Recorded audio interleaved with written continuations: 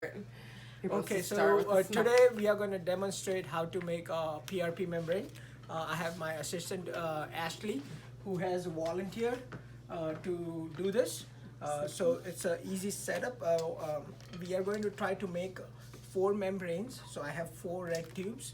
Now these tubes, they have to be glass tubes, and you have to make sure it doesn't have any anticoagulants or any other substance in it. So they have to be empty tubes, so it's not affecting the blood. So those are typically come with a red or a orange cap, okay? And the reason why we want glass is because in plastic there is silica which will react with the blood and then won't let the membrane form. So that's another reason why we want a glass tube. You always want to ask a patient where they get the blood drawn from. Usually they are aware, most patients are, some are not, so they know which hand works more. But as you can see, her vein started popping here. So this is a good vein to get the, you also want to feel the direction of the vein where it's going, so when you put the needle in, you are pushing the direction, the needle in that direction. Now you want to wipe the area off, keep it clean.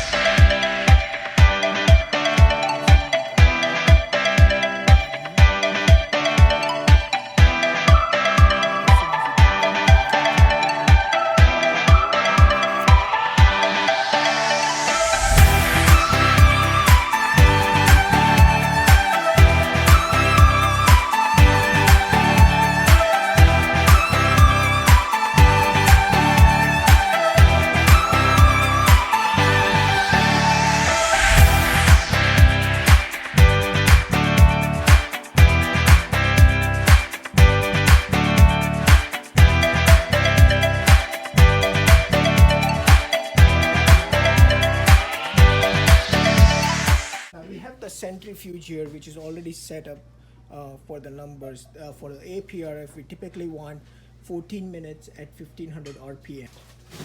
So now what you want to do with the centrifuge, you want to put it on a contra angle, like you want to put it opposite, so to balance it out. So for it to work properly, you want to put it against it. That's how the centrifuges are designed to work. You hear the click and then you run. And now we'll let it run for 15 minutes and then we'll show you how the membrane comes out too. You can pause it now. So we got the membrane made here. Now let's take it out and see after 15 minutes how it looks. You can see we got 4 tubes in there, and we have this PRP box which we use to make the membranes. So as you can see, there is a nice PRP, and then get this out. But like you can see how pliable this is. This is a really nicely formed membrane.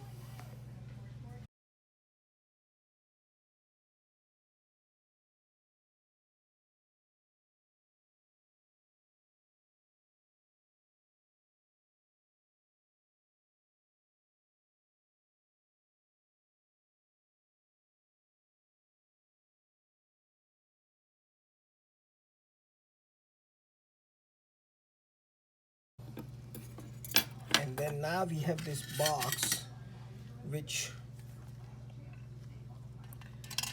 you can put on top of it, and it will drain out all the excess of liquid which is in there and make it nice and thin membrane. We'll take a look in about 5 to 10 minutes. You want to give it, and you can always do it. I recommend doing it, get this started at the beginning of the surgery. If you have a 1-hour procedure, then you want to get it done at the first. If you have a 2-hour procedure, then I would recommend get it done at a 1-hour mark, so that way the blood doesn't clot, and then when you're ready to graft, you have everything ready to go, and you're not doing it after the fact, then you're wasting time. So if you have a shorter procedure, if you're doing a single implant, maybe a couple implants, just get it done before you start the procedure. But if you're doing a bigger surgery like a full mouth case, you might want to do it in the middle of the procedure, so that way the blood doesn't clot and you have everything to go work with. So we'll look at this in a couple minutes, and then so now let's see, it's been a couple minutes since we got this membranes done. As you can see how nice and thin this membrane is now, and this is perfect. As you can see, this is perfect consistency. We got a good 4 membranes in there. You chop it up into small pieces if you're doing a sinus graft, and mix it with your bone graft material. And you can always use this liquid which has come out to mix with your bone also. As you will see, it has accumulated here on the bottom. So this is another liquid which you can use to mix with your bone. It has a lot of growth factors in it.